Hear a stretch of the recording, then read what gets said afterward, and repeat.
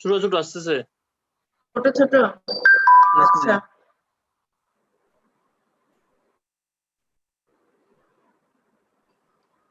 ঠিক আছে। এরপর হচ্ছে আমরা একটা জিনিস বাদ দিয়েছিলাম যে ডায়াগনোসিস অফ জেনেটিক ডিসঅর্ডার, এটা বাদ ছিল। তোমাদের গত ক্লাসে পেডিগ্রি গুলা পড়াইছিলাম, অটোজোমাল ডমিনেন্ট, অটোজোমাল রিসেসিভ এবং এক্স লিঙ্কড রিসেসিভ। যদিও বা আমি ডাউন সিনড্রোম, ক্লিনফিল্টার এবং টার্নার সিনড্রোমটা আগে পড়িয়েছি, কিন্তু মেইনলি বেশি পরীক্ষায় আসে কিন্তু গত ক্লাসের পড়াগুলো, autosomal dominant, recessive and X linked recessive, এগুলোর ফিচার এবং এক্সাম্পল। চার্টগুলো মুখস্থ করেছো? চার্টগুলো মুখস্থ করেছো? জি ম্যাম। চার্ট বলতে ম্যাডাম অটোসোমাল তিনটা চার্ট দিয়েছিলেন, ওই তিনটা? হ্যাঁ হ্যাঁ হ্যাঁ, হ্যাঁ হ্যাঁ ma'am. Autosomal dominant, autosomal recessive এবং এক্স লিঙ্কড রিসেসিভ। ওই Yes, চার্টের ma'am. থেকে আমি বলছি যদি যারা পুরোটা পারবে না, মিনিমাম 7টা করে এক্সাম্পল মুখস্থ করতে। অনেক সময় এখন শর্ট আনসার কোশ্চেন স্পেসিফিক বলে দেয় যে কি 5 এক্সাম্পল অফ অটোজোমাল ডমিনেন্ট অথবা 5 এক্সাম্পল অফ অটোজোমাল রিসেসিভ। তো তুমি যদি 5টাই শিখো তাহলে পরীক্ষার সময় একটা দুইটা ভুলে যাবা এবং আলটিমেটলি দেখা যাবে 2-3টা লিখতে পারছো। এই জন্য আমি সবসময় বলি যে মানে মিনিমাম 2টা এক্সট্রা করে মুখস্থ করার জন্য। কারণ পরীক্ষার সময় এত কিছু মাথায় রাখতে হয়, তোমাদের তো প্রথম একটা দিনে পরীক্ষা হয়, ওই দিন একটু ডিফিকাল্ট হয় তোমাদের জন্য আসলে। আরেকটা জিনিস হচ্ছে তুমি যদি এগুলো না পড়ো তাহলে হচ্ছে করতে পারবে না, পরবর্তীতে এমসিকিউ গুলাতেও মিক্স করে দেয় যে ফলোইং আর অটোজোমাল ডমিনেন্ট ডিসঅর্ডার, ওখানে অটোজোমাল রিসেসিভ মিক্স করে দিবে, এক্স লিঙ্কড রিসেসিভ মিক্স করে দিবে। এজন্য এমসিকিউর জন্য এক্সাম্পল গুলো করতে হয়। আচ্ছা, এখানে আমরা একটা জিনিস শুধু মিস করে গেছি, এটা কিন্তু ভাইভাতে জিজ্ঞেস করে, ডায়াগনোসিস অফ জেনেটিক ডিসঅর্ডার। আমরা ডায়াগনোসিস কেন করতে চাই জেনেটিক ডিসঅর্ডার? ধরো আগে কোনো বাচ্চা তার ডাউন সিনড্রোম আছে, অথবা মা বাবার কোনো ধরনের থ্যালাসেমিয়া ক্যারিয়ার আছে কিনা, বা থ্যালাসেমিয়া এফেক্টেড কিনা, তাদের বাচ্চা কাচ্চার হবে কিনা, এই ধরনের ইন্ডিকেশন গুলাতে আমরা অনেক সময় জেনেটিক ডিসঅর্ডার গুলো ডায়াগনোসিস করি। আমাদের দেশে যদিও বা এটা খুবই কম প্র্যাকটিস হয়, কিন্তু বাইরের কান্ট্রিতে কিন্তু এন্টিনেটাল, এন্টিনেটাল মানে কি, বাচ্চা মায়ের পেটে থাকা অবস্থায় তার সেল মানে নিয়ে তারপরে হচ্ছে জেনেটিক অ্যানালাইসিস করা হয়। বাইরের কান্ট্রি গুলাতে কিন্তু বেশি হয়, বাইরের কান্ট্রি গুলাতে কিন্তু জেনেটিক ডিসঅর্ডার গুলো বেশি হয়। কেন জানো? মানে বাইরের কান্ট্রিতে ম্যাক্সিমাম দেখবা যে এলডারলি প্রাইমে ওরা কিন্তু 35-36 বছর বয়সে গিয়ে বাচ্চা নেয়, এবং যত লেট এজে হয় দেখবা যে লেট এজে ডাউন সিনড্রোমের একটা আছে, রিস্ক ফ্যাক্টর আছে। মানে এলডারলি প্রাইমে মানে অনেক বেশি বয়সে, যত বেশি বয়সে বাচ্চা নেয় এগুলা কিন্তু জেনেটিক ডিজিজ হওয়ার চান্স গুলা বেড়ে যায়। তাহলে ওদের দেশে কিন্তু জেনেটিক ডিজিজ গুলো কমনলি হয়, এই জন্য আর ওরা অনেক বেশি রেডিয়েশন এই ধরনের জিনিসগুলা নিয়ে কাজ করে, বিভিন্ন ধরনের রে এগুলো নিয়ে কাজ করে, যার কারণে ওদের হচ্ছে মানে জেনেটিক মানে একটা মিউটেশন হওয়ার চান্স থাকে। এই জেনেটিক ডিসঅর্ডার গুলো কিন্তু মিউটেশনের মাধ্যমেও হয়। আমাদের যে এনভায়রনমেন্টাল পলিউশন, এগুলোও কিন্তু মিউটেশন হিসেবে কাজ করে। মিউটেশন মানে জিন গুলাতে চেঞ্জ তৈরি করে, ওটাই হচ্ছে মিউটেশন।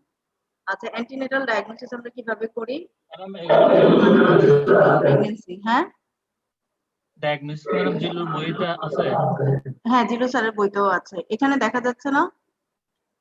দেখা যাচ্ছে ম্যাম, বই পাচ্ছি না। বইয়ে হচ্ছে 130 পেজ। পাইছি না। ঠিক আছে, দেখো একটা ছবিও দেয়া আছে। তোমরা জানো ফিটাল লাইফে দুইটা মেমব্রেন থাকে, একটা অ্যামনিওটিক মেমব্রেন আর একটা কোরিওনিক মেমব্রেন। এই দেখো বাচ্চা পেটে থাকা অবস্থায় এটা পারভেজাইনালি নেওয়া হয়।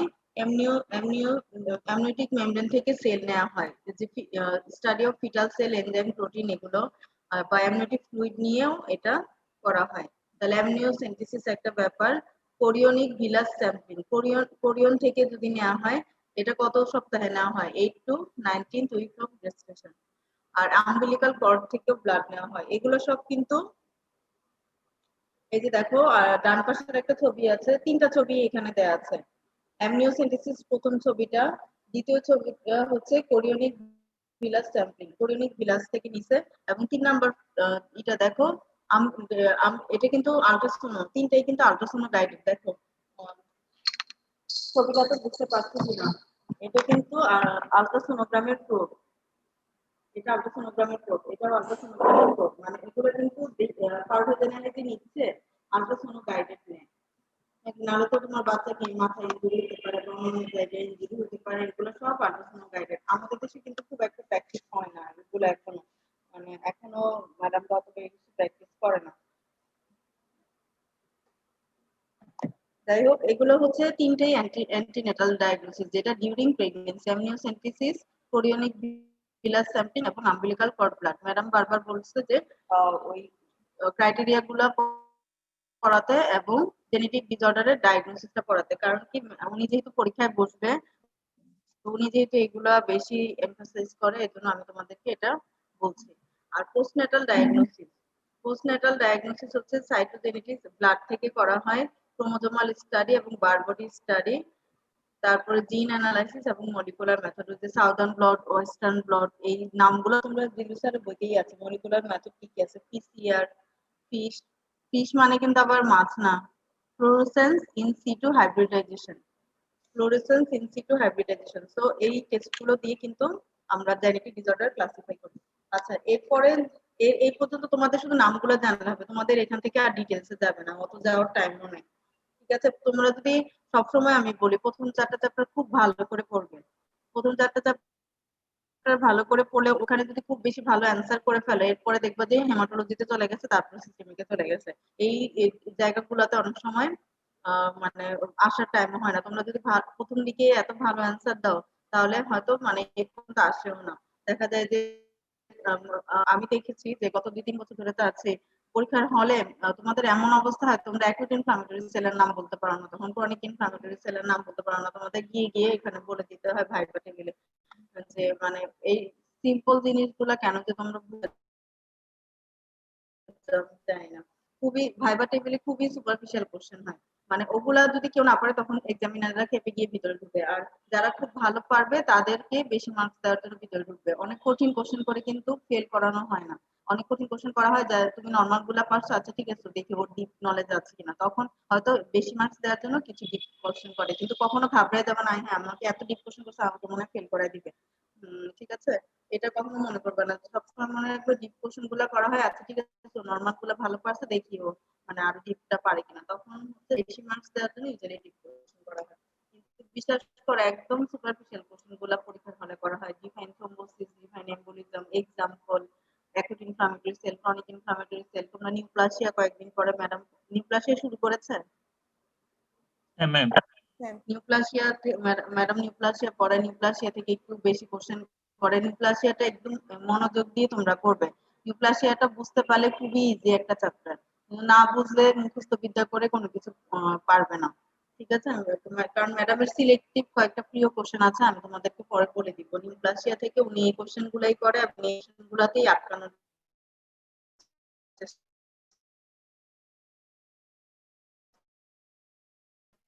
করে। আচ্ছা, এরপর আমাদের লাস্ট যে টপিকসটা, সরি ওটার পাওয়ার পয়েন্ট প্রেজেন্টেশনটা আমি তৈরি করতে পারি নাই। একটু তোমরা সবাই জিবি স্যারের বইটা একটু খোলো। কয় পেজ? এটা হচ্ছে জিবি স্যারের বইয়ের 151। দেখো নিউট্রিশনাল ডিজিজ লেখা আছে,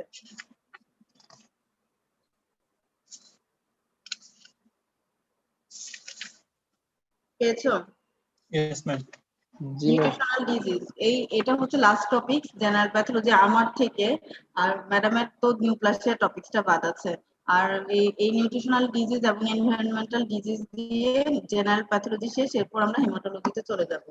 ঠিক আছে, আর তোমাদের কিন্তু আমি বারবার বলছি রিপিট ক্লাসের সুযোগ নাই, এরপরে দেখা যাবে যে মানে তোমরা মাঝখানে আবার তোমাদের প্রিভিয়াস প্রফটা দিবে, তারপরে আবার হচ্ছে আমাদের সিস্টেমিক পড়াতে পড়াতে এই বছর শেষ হয়ে যাবে। ঠিক আছে, তাহলে এখানে যেটা পড়তে হবে দেখো ডান পাশে একটা common nutritional disease in Bangladesh, ডান পাশে দেখো common nutritional disease in Bangladesh, পেয়েছো? পাইছি ম্যাম। আচ্ছা, এই জিনিসটা খুব কমনলি ভাইবা টেবিলে ধরে, এক্সটার্নালও ধরে, মানে এই মানে ওরা ধরেই নেয় যে তোমরা প্রথম 4-5টা চ্যাপ্টার পড়েছো, এই চ্যাপ্টার গুলা পড়ো নাই, এটাও ওরা ধরে নেয় পরীক্ষার সময়, এই জন্য খুব সুপারফিশিয়ালি ধরার চেষ্টা করে। আচ্ছা, আগেই পড়েছে বায়োকেমিস্ট্রিতে বা ফিজিওলজিতে পড়ার কথা। এখানে আমরা 3টা ডিজিজ পড়ি, ম্যারাসমাস, কোয়াশিওরকর এবং ম্যারাসমিক কোয়াশিওরকর। ঠিক আছে, ম্যারাসমাস, কোয়াশিয়কর, মেলাসমিক কোয়াশিয়কর। আচ্ছা আমি একটু পরে ছবি দেখবো, ওটা দেখলে বুঝতে পারবে।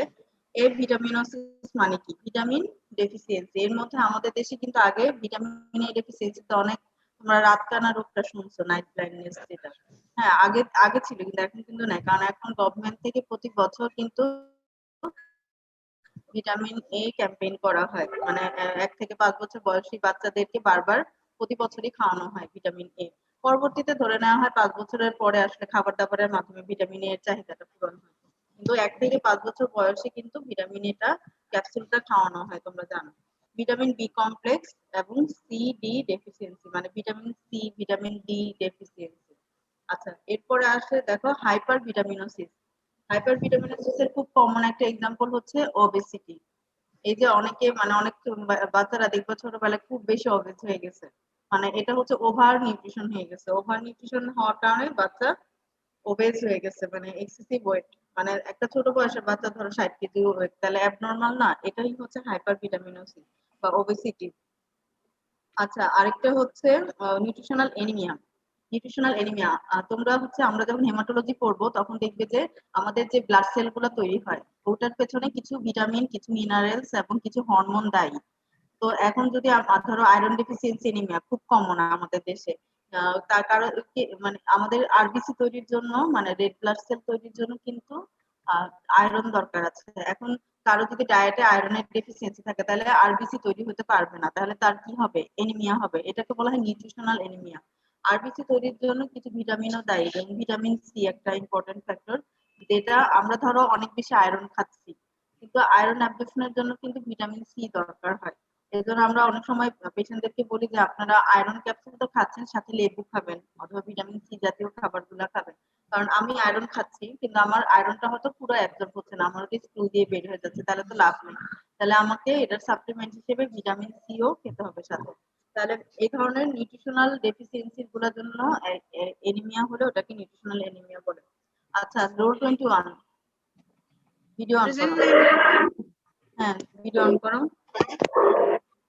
আমি মাঝে মাঝে লোড গুলা ডাকি, কেন ডাকি জানো? তোমরা আসলে অনলাইন ক্লাস শুরু করে দিয়ে কি আছো নাকি চলে যাও, এই জন্য আমরা বুঝতে পারি না, এই জন্য তোমাদেরকে মাঝে মাঝে ডেকে ডেকে দেখি। ম্যাম, আচ্ছা, সবাই আয়রনের ভিডিও। সাথে ভিটামিন সিটাও কেন খেতে হবে বলছিলেন? আয়রন অ্যাবজর্পশনের জন্য ভিটামিন সিটা দরকার হয়। আমাদের যে এই আইলিয়ামে, ডিস্টাল আইলিয়ামে আয়রন অ্যাবজর্পশনের সাইট আছে। আয়রন মেটাবলিজমটা আমরা হেমাটোলজিতে পড়বো ডিটেইলস। হ্যাঁ, আমরা আয়রন খেলাম কিন্তু আমাদের অ্যাবজর্পশন হলো না। আমাদের অ্যাবজর্পশন হতে হবে না ওটা, না হলে তো আমাদের এটা কোনো কাজে দিবে না, ওটাই স্টুল দিয়ে বের হয়ে যাবে। দেখবা যে অতিরিক্ত আয়রন যুক্ত খাবার খেলে কিন্তু স্টুলের কালার কালো হয়, কিন্তু যেটা অ্যাবজর্ব হয় না ওটা স্টুল দিয়ে বের হয়ে যায়। হ্যাঁ, তো এই জন্য হচ্ছে সাথে ভিটামিন সিটারও দরকার হয়। তো এই ধরনের নিউট্রিশনাল ডেফিসিয়েন্সিতে এনিমিয়া হতে পারে, ওটাকে আমরা নিউট্রিশনাল এনিমিয়া বলি আর কি। তাহলে এইগুলো হচ্ছে কমন নিউট্রিশনাল ডিজিজ। এখানে যদি মানে প্রোটিন, এনার্জি, ম্যালনিউট্রিশন এবং ভিটামিন ডেফিসিয়েন্সিটা না বলো তাহলে এটা কমপ্লিট হবে না। আর কিছু বলো না বলো, এই দুইটা জিনিস বলতেই হবে। আমাদের দেশে হাইপার ভিটামিনোসিসটা খুবই কম হয়, কারণ আমাদের দেশে মানুষ ম্যাক্সিমাম গরিব। ওরা নর্মাল যে ভিটামিন যুক্ত খাবার বা প্রপার যে ডায়েটটা, ব্যালেন্স ডায়েট, ওটাই নিতে পারে না, তাহলে ওদের ডেফিসিয়েন্সি বেশি থাকে। কিন্তু মানে হাইপার ভিটামিনোসিস আমাদের দেশে মানে খুব বেশি পাওয়া যায় না, বড়লোক লেভেলে হয়তো কিছু পাওয়া যেতে পারে। আচ্ছা, তাহলে প্রোটিন, এনার্জি, ম্যালনিউট্রিশন না ডেফিনিশনটা দেখো।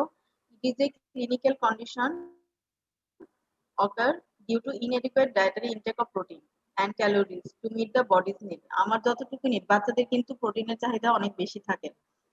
যতটুকু নিড সেটা যদি সে না খেতে পারে তাহলে কিন্তু তার প্রোটিন ডেফিসিয়েন্সি হবে। ঠিক আছে, আমি ওটা বন্ধ করে দিলাম পাওয়ার পয়েন্ট প্রেজেন্টেশনটা, যেহেতু জেনেটিক্সটা আমাদের এখন দরকার নেই। আচ্ছা, রোল 4, তুমি একটু ভিডিও অন করো। তুমি তো শিক্ষামন্ত্রীকে নিয়ে আসছো, আমি তো প্রথমে দেখে ভয় পেয়েছিলাম শিক্ষামন্ত্রী ক্লাস ঢুকে গেছে। রোল 4 দেখি। ছবি দিয়ে আমাদেরকে ভয় পাওয়াই দিছো। আমার বলছে শিক্ষামন্ত্রীর ক্লাসে ঢুকে গেছে। ঠিক আছে, তাহলে প্রোটিন, এনার্জি, ম্যালনিউট্রিশনটা কি বলো তো? ডেফিনিশনটা বই আছে সামনে, সবাই তোমরা বই কিনেছো? জি ম্যাম। কেনার কথা। Ma'am, it is a clinical condition occur due to inadequate dietary intake of protein and calorie to meet the body's meal. আচ্ছা, এরপর পেজ উল্টাও। পেজ উল্টানোর পরে ছবি দুটো খুব ভালো করে খেয়াল করো। ছবি একটা ডিফারেন্স আছে, এই ডিফারেন্সটা রিটেনে আসে তোমাদের এবং ভাইভাতেও ধরা হয়। একটা দেখো খুব লিনেন থিন, একদম ওই যে সোমালিয়ান না কিছু, মানে একদম ওরা তো খেতেই পারে না আসলে, ওরা অনেক অনেক অনাহারি থাকে। তো ওদের দেখো এরকম বাচ্চাগুলো কিন্তু সোমালিয়াতে বেশি দেখা যায়, আর একদম হাড়টার সব বের হয়ে আছে। আর আরেকটা বাচ্চা দেখো খুবই স্বাস্থ্যপুষ্ট, একদম মনে হয় পেট টেট বড়, এটা কিন্তু তার নরমাল না। এই যে তার শরীরে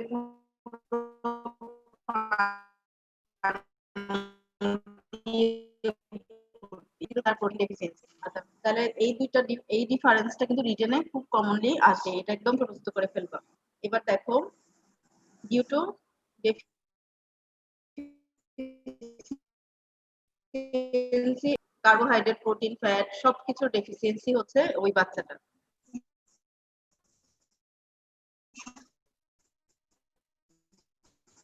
ভাত ঠিক মতো হয়তো পায় না, বা রুটি ঠিক মতো পায় না, প্রোটিনও পায় না, ভিটামিনসও পায় না, মানে as a whole calorie deficiency হচ্ছে ম্যারাথন। আর কোয়ারশিওর কিন্তু ডেফিসিয়েন্সি অফ অনলি প্রোটিন, মানে সে ভাত খাচ্ছে কিন্তু প্রোটিন খাচ্ছে না। এমন অনেক বাড়িতে আছে দেখবা পেঁয়াজ কাঁচামরিচ দিয়ে ভাত খাচ্ছে, তাহলে তার কি, সরি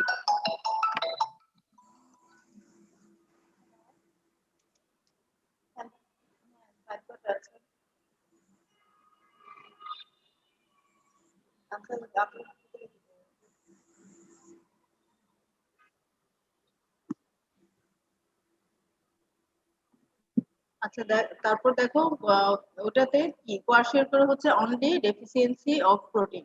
আচ্ছা, তোমাদের আমি ক্লাস শেষ হওয়ার আগে একটা বাড়ির কাজ দিয়ে রাখি, সেটা হচ্ছে আমি এমবিবিএস এ গত ক্লাসে দিয়েছিলাম, তোমরা অটোজোমাল ডমিনেন্ট রিসেসিভ এবং এক্সিং রিসেসিভ এই তিনটার ক্রাইটেরিয়া লিখবে। ঠিক আছে, ক্রাইটেরিয়া লিখবে এবং এটার এক্সাম্পল গুলো লিখবে, লিখে বাড়ির কাজ করে ছবিগুলো আমার হোয়াটসঅ্যাপে পাঠাবে। এটা এমবিবিএস এর নেক্সট ক্লাসে তোমাদেরকে অ্যাবসেন্ট বসাবো, এটা বলছি, ওরা সবাই পাঠিয়েছে। ম্যাডাম আশা আবার করি বলেন তো।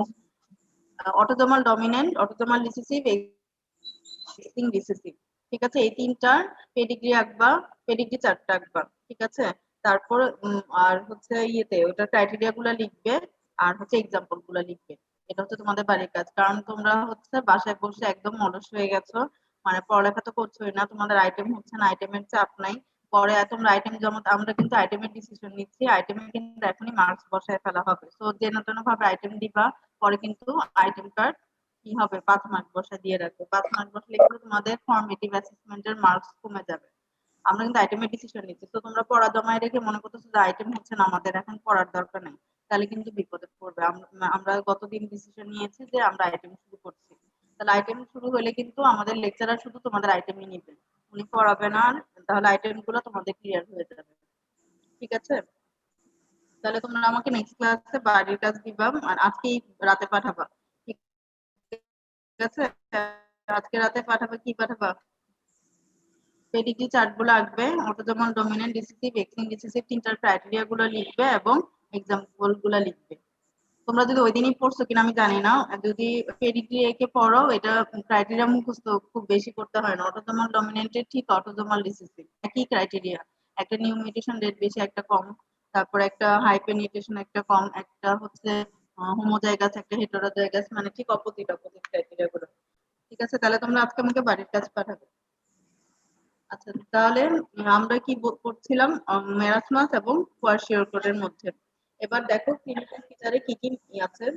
মেরাসমাসে নো চেঞ্জ, আর ইয়েতে ফেসটা কিরকম হয়ে গেছে, একদম গোল গাল হয়ে গেছে, মানে মূল ফেসের মতো, তাদের মতো গোল হয়ে গেছে। এটা কি নরমাল? নরমাল না, এটা প্রোটিন ডেফিসিয়েন্সি হলে। প্রোটিনটার কাজ কি জানো, আমাদের ব্লাড ভেসেলের মধ্যে পানিটা ধরে রাখে। যখনই প্রোটিন ডেফিসিয়েন্সি হয়, পানিটা এক্সট্রা সেলুলার স্পেসে চলে যায়, মানে ইন্টারস্টিশিয়াল স্পেস, যেটা সেলের মাঝখানে যে স্পেস গুলো থাকে ওখানে চলে যায়। রোল 14, তুমি কি আছো? রোল 14, রোল 14 প্রেজেন্ট আছো? Ma'am absent. হ্যাঁ, অ্যাবসেন্ট না তো ক্লাস করছে না কেন? তোমার গত ক্লাসও অ্যাবসেন্ট ছিল বোধহয়। আচ্ছা তাহলে আমরা কি পড়াচ্ছি এখন? অনেকে এখন ঢুকছে, এখন 33, একটু আগে দেখাচ্ছে 31। বুঝতে পারছি না। আচ্ছা তারপরে হচ্ছে ম্যারাসমাসে দেখো ইডিমা নাই, কোন কোয়ার্সের করে ইডিমা প্রেজেন্ট। ম্যারাসমাসে মাসেল ওয়াস্টিং সিভিয়ার, আর এখানে মাসেল ওয়াস্টিংটা কম আছে। গ্রোথ রিটার্ডেশন সিভিয়ার, এখানে লেস সিভিয়ার। মেন্টাল চেঞ্জ ম্যারাসমাসে থাকবে না। তোমাদের একটা বুদ্ধি আমি দেই, সেটা হচ্ছে এই ডিফারেন্স গুলা পড়ার সময় এটা আছে ওটা নাই, এটা করতে করতে দেখা যায় যে উলট পালট হয়ে যায়। সেক্ষেত্রে তোমরা কি করবা জানো? তোমরা আগে ক্লিনিক্যাল ফিচারের পয়েন্ট গুলা পড়বে, এটা একদম ছোটস্থ করে ফেলবে। Face, edema, muscle wasting, growth retardation, mental change, appetite, skin change, hair change এবং ফ্যাটি লিভার, এই পয়েন্ট গুলো আগে মুখস্থ করবে। এখন ধরো ম্যারাসমাসের ক্ষেত্রে যেগুলো পজিটিভ সেটা তুমি আগে লিখতে পারো একসাথে করে, এটা আগে পরে লিখলে কোনো সমস্যা নেই। এমন না ডেন্টাল রিটার্ডেশন তুমি আগে লিখছো বা হেয়ার চেঞ্জ পরে লিখছো, এটার কোনো সমস্যা নেই, তোমার পয়েন্ট গুলো জানা থাকলে হবে। ঠিক আছে?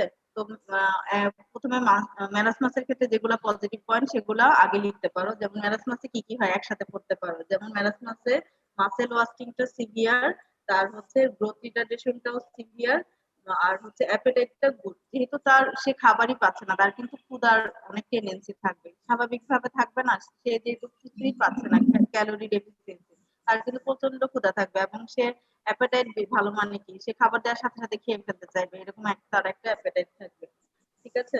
তাহলে এই তিনটা চেঞ্জই হয় ম্যারাসমাসে, বাকি সবগুলা চেঞ্জ দেখো কোয়ার্সিওর করে হয়। তাহলে আমাদের এখানে গ্রোথ রিটার্ডেশন, মেন্টাল চেঞ্জ, আর হচ্ছে sorry muscle wasting, growth retardation আর হচ্ছে অ্যাপেটাইট, এই তিনটা পজিটিভ ফাইন্ডিংস থাকে কোথায়? ম্যারাসমাসে।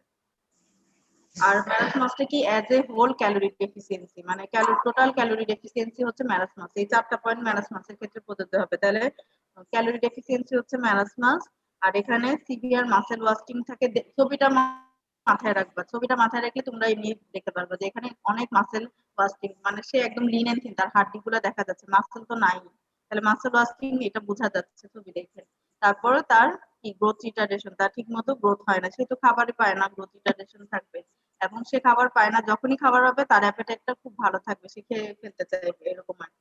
তাহলে এই চারটা পয়েন্ট বাদে বাকি সবগুলা পয়েন্ট কিন্তু কোয়ার্সিওর করে। দেখো কোয়ার্সিওর করে মুন ফেসে একটা চেঞ্জ থাকে, তার ইডিমা থাকে, তার হচ্ছে ইয়েতে স্কিন চেঞ্জ থাকে এবং হেয়ার চেঞ্জ থাকে। হেয়ার গুলা পাতলা পাতলা, তোমরা জানো আমাদের স্কিন হেয়ার এগুলোর জন্য প্রোটিন খুব জরুরি।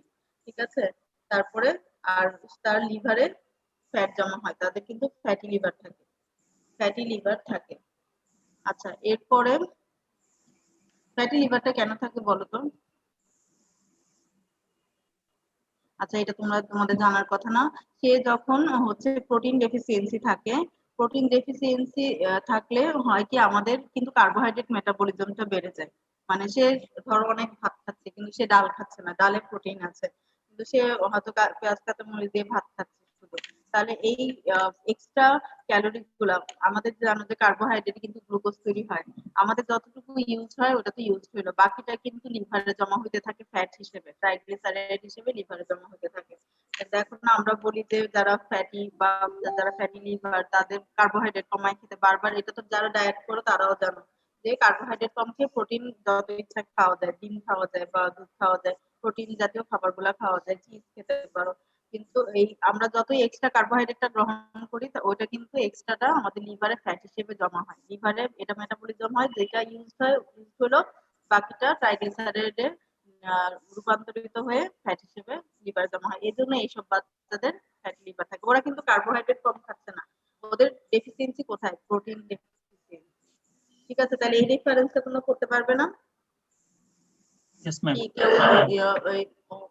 করো না, রেসপন্স করো না। এরপর আসো, এখানে দুটো চার্ট আছে, ডান পাশে দেখো।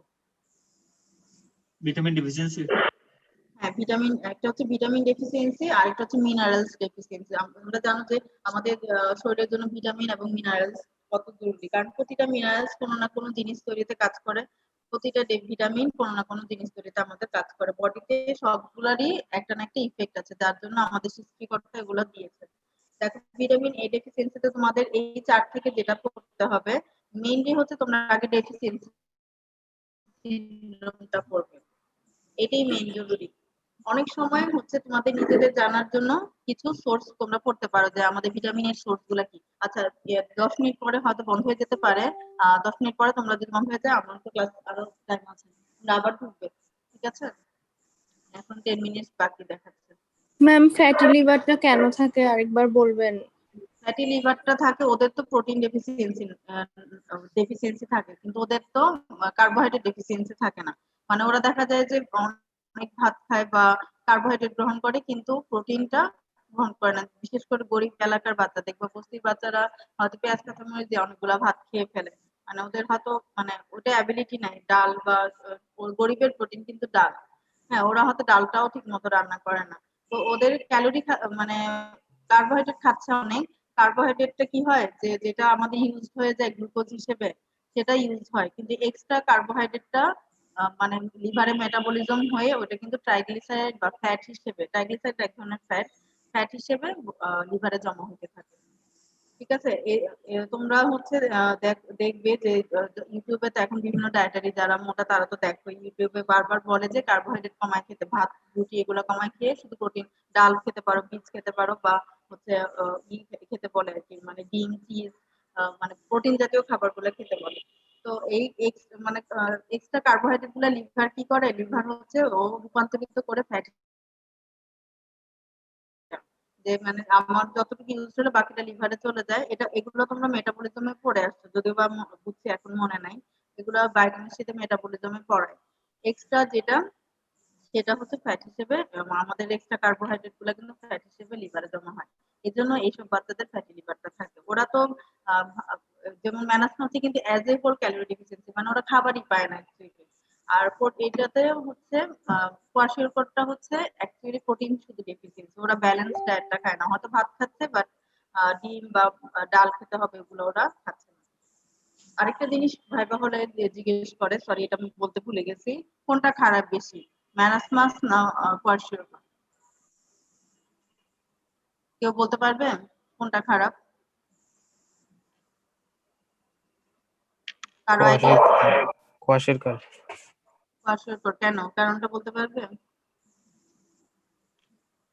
ম্যাম এখানে প্রোটিন ডেফিসিয়েন্সি হয় যে ম্যাম, সেজন্য এডিমা হয়ে যায় বেশি। এটা ইডিমা, হ্যাঁ এটা একটা কারণ, ঠিক আছে, ইডিমাটাও মেইন কারণ না। আহ, অনেকে বেশিরভাগই বলে ম্যারাসমাস খারাপ বেশি, মানে সে কোনো খাবার পায় না, ক্যালোরি ডেফিসিয়েন্সি, সে না খেয়ে থাকলে মারা যাবে। কিন্তু না খেয়ে থাকলে সে 2-3 দিন বাঁচতে পারবে, ঠিক আছে, কিন্তু কোয়াশিওকরটা হচ্ছে খারাপ বেশি। কেন খারাপ? কারণ আমাদের যত অ্যান্টিবডি তৈরি হয়, যত আমাদের অ্যান্টিবডি বলো, ইমিউনোগ্লোবুলিন বলো, এগুলো কিন্তু সবই প্রোটিন।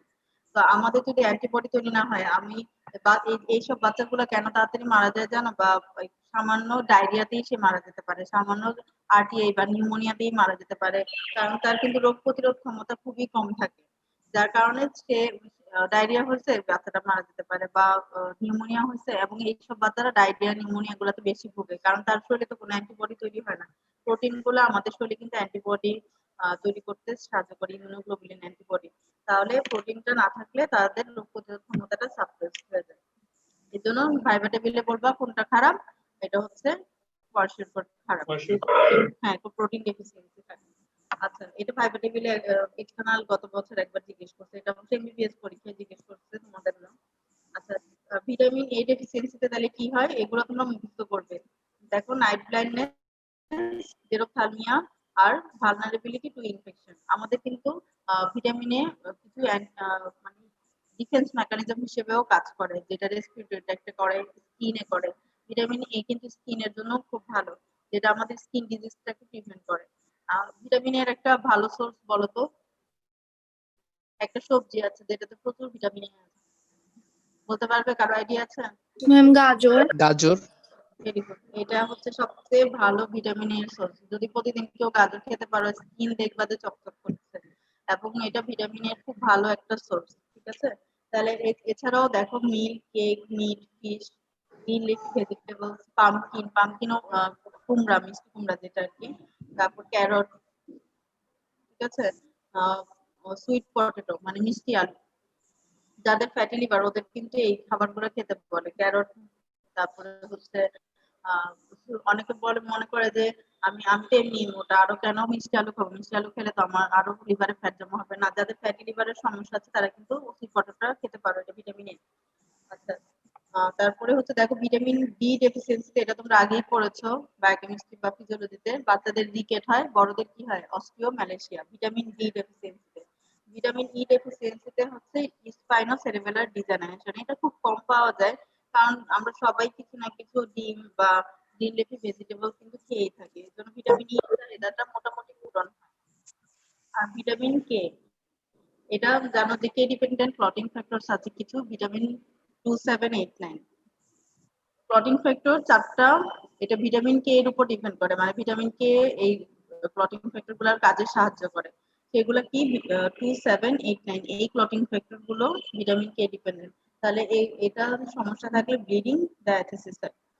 তাহলে তোমরা ডেফিসিয়েন্সি সিনড্রোমটা তোমাদের বাসায় পড়া থাকবে, ঠিক আছে? তাহলে এটা একটা এই চারটা কি ফ্যাট সলিউবল ভিটামিন। ভিটামিনের ক্লাসিফিকেশন পড়ছো না আগে? তোমরা তো বায়োকেমিস্ট্রি ছিল, হ্যাঁ ছিল। তাহলে ওখানে তো পড়ার কথা। ভিটামিন ফ্যাট সলিউবল ভিটামিন আছে চারটা, এ ডি ই কে।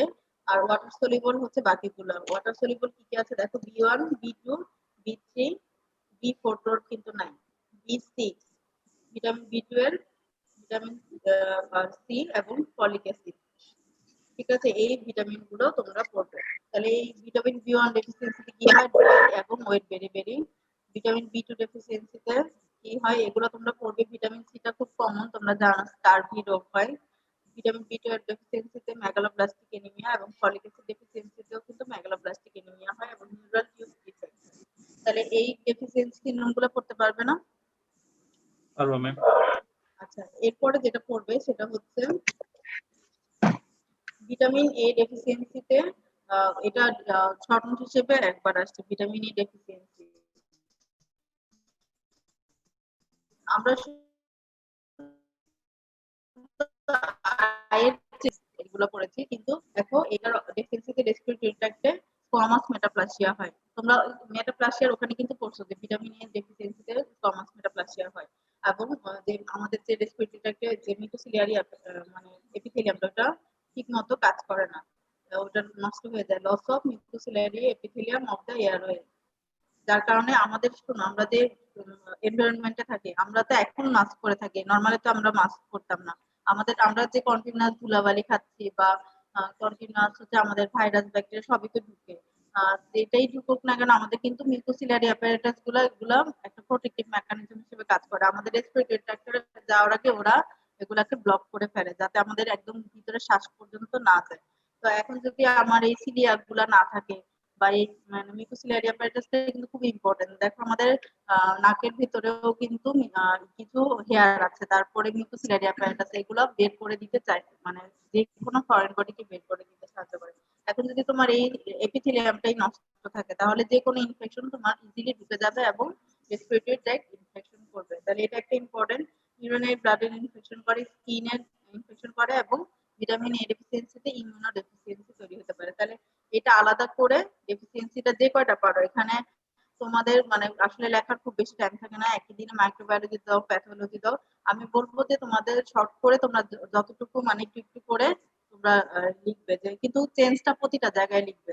ধরো আইতে নাইট ব্লাইন্ডনেস সেরোথ্যালমিয়া লিখলা, স্কিনে লিখলা, রেসপিরেটরি লিখলা, ব্লাডারে লিখলা, তাহলে বোঝা যাবে যে ও জানে এবং প্রতিটা সাইটের কথাই সে লিখছে। এক একটা চেঞ্জ লিখো, কোনো সমস্যা নেই। ভিটামিন ডি ডিটেলস করতে হবে না। এরপরে আরেকটা জিনিস করতে হবে, সেটা হচ্ছে ওবেসিটি। ওবেসিটি কি এখানে আছে? দাঁড়াও, আমি দেখি। 156। হ্যাঁ হ্যাঁ, ওবেসিটিতে যেটা পড়বা এখানে ওবেসিটির কমপ্লিকেশন পড়বা। একটা জিনিস দেখো, ওবেসিটির কমপ্লিকেশন বাম পাশে দেখো যে মানে এমন কোনো অর্গান বাদ নেই যেখানে ওবেসিটিটা মানে ইনভলভ করে না, যেমন cardiovascular, endocrine, reproductive, neurology, rheumatology, dermatology, gastroenterology, oncology. Obese পেশেন্টদের এমন কোনো সিস্টেম নাই যেখানে ইনভলভ হয় না। তাদের পেপটিক আলসার ডিজিজ বেশি থাকে, হার্টের ডিজিজ বেশি থাকে, তাদের কি হয় ওভারওয়েটের কারণে মানে হাত পায়ে কোমর ব্যথা থাকে, তাদের স্ট্রোকের চান্স বেশি থাকে এবং ক্যান্সারের চান্সও বেশি থাকে। তাহলে এখানে এই কমপ্লিকেশন গুলা যে কয়টা তুমি পারো তোমরা মুখস্থ করে ফেলবা, ঠিক ঠিক আছে, এখানে কিন্তু সবগুলো সিস্টেমেই ইনভলভ হয়। তোমরা যদি আলাদা করে না লিখতে চাও, অ্যাজ এ হোল 8-10টা মুখস্থ করে ফেলবা ইম্পর্টেন্ট দেখে, যে এগুলা তোমরা যেমন হার্টের কমপ্লিকেশন গুলো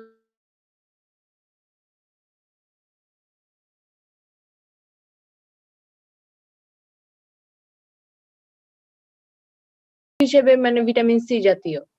ফুড হিসেবে তো আমাদের দেশে ভিটামিন সি সোর্স অনেক বেশি। আমরা ইউজুয়ালি খাই, অনেকে খাই কিন্তু জানি না এটা যে ভিটামিন সি। যেমন হচ্ছে আমরা লেবু খাই, অনেকেই আছে লেবু খাওয়ার অভ্যাস আছে। তারপর আমরা আমলকি, এরপর তোমার আমাদের দেশে কিন্তু ভিটামিন সি জাতীয় ফলের অভাব নেই। এখন যেমন পেয়ারা, তারপরে হচ্ছে ইয়ে আছে কি জানি, তোমার মালটা, তারপর মানে আমরা কিন্তু খাওয়ার সাথে সাইট্রাস আছে ম্যাম, টক জাতীয় ফলগুলো বেশিরভাগ। টক জাতীয় জলপাই খাই, অনেকে জলপাইয়ের আচার খাচ্ছে, তারপর আমড়ার আচার খাচ্ছে। মানে যেমন এখন কিন্তু জাম্বুরা যেটা বাতাবি লেবু সেটাও খাচ্ছে। এগুলো কিন্তু সবই ভিটামিন সি এর সোর্স। তো মানে কোনো না কোনো ভাবে খাওয়া হয়। তারপরে যদি আমরা স্পেসিফিক্যালি বুঝি কারণ ডেফিসিয়েন্সি আছে, হ্যাঁ, যেমন অনেকের হচ্ছে ঠান্ডা জনিত প্রবলেম থাকে, যে তার মানে খুবই মানে ঘন ঘন তার সর্দি লাগে বা তার বারবার রিকারেন্ট রেসপিরেটরি ট্র্যাক ইনফেকশন, ওদেরকে আমরা বলি যে অনেকে রুচি কম এরকম বলে, তাদেরকে আমরা ভিটামিন সি ট্যাবলেটটাই সরাসরি দিই। সিভিট খেতে বলি আর কি, রুচি কম থাকলে অথবা মানে তার রোগ প্রতিরোধ ক্ষমতা কম থাকলে, বারবার আরটিআই ইনফেকশনের হিস্ট্রি থাকলে, তখন আমরা ডিরেক্টলি হয়তো তাকে সিভিট খেতে দিই। যেমন এখন কিন্তু মানে যেগুলা করোনা রোগী তাদের সবাইকে কিন্তু তাদের ট্রিটমেন্ট শিটে একটা করে সিভিট লেখা হয়, এবং সিভিটের মাঝখানে তো শর্টেজ হয়ে গেছে, সিভিটি পাওয়া যায় না। তো এরকম আর কি, আমাদের সাথে কিছু একটা বের হইলে সবকিছু শর্ট করে ফেলে। আচ্ছা সবচেয়ে ভালো সোর্স এবং সবচেয়ে সস্তা যেটা বলবো আমরা চিপ বলবো, সেটা হচ্ছে লেবু। এমন মানে মাঝখানে এক সময় 50 টাকা হালি লেবু কিনেছি আমরা, মানে করোনা যখন শুরু হয়েছে, মানে যখন টিভিতে দেখাচ্ছে যে ভিটামিন সি খেতে হবে, লেবুরও শর্ট করে ফেলছে বাজারে। এগুলো আমাদের দেশের ক্রাইটেরিয়া।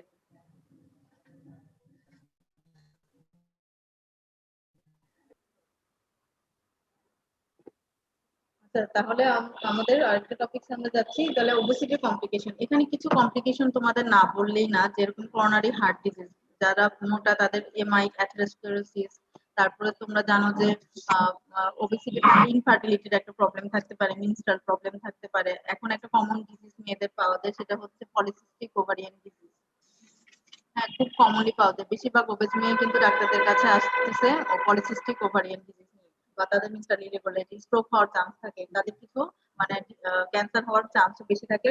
এবং তোমরা জানো যে গলস্টোনের একটা ইম্পর্টেন্ট ক্রাইটেরিয়া কিন্তু ওবেসিটি। যারা মোটা তাদের কিন্তু পিত্তথলির পাথরেও বেশি হয়। গলস্টোনের একটা রিস্ক ফ্যাক্টর কিন্তু ওবেসিটি। তাহলে ওবেসিটি দেখবা যে তোমরা নিজেরাই পড়ে মজা পাবা যে এইগুলো কমপ্লিকেশন আমার জানতে হবে, নিজের জানার জন্য হলেও তো কমপ্লিকেশন গুলো জানা উচিত আছে। তারপরে আরেকটা ইম্পর্টেন্ট কমপ্লিকেশন হচ্ছে ডায়াবেটিস মেলাইটাস। যারা মোটা তাদের কিন্তু ডায়াবেটিস মেলাইটাসের হওয়ার ঝুঁকিটা বেশি থাকে, কারণ তাদের আস্তে আস্তে এত বেশি ওবেস থাকে যে ইনসুলিন রেজিস্ট্যান্ট হয়ে যায়। আমার শরীরে ইনসুলিন সিক্রেট হচ্ছে কিন্তু ইনসুলিনটা পর্যাপ্ত কাজ করতে পারে না, ইনসুলিন রেজিস্ট্যান্ট ডেভেলপ করে। তাহলে অবশ্যই মানে ওয়েট কন্ট্রোল করা উচিত, এবং রেগুলার কিছু হলেও ফিজিক্যাল এক্সারসাইজ।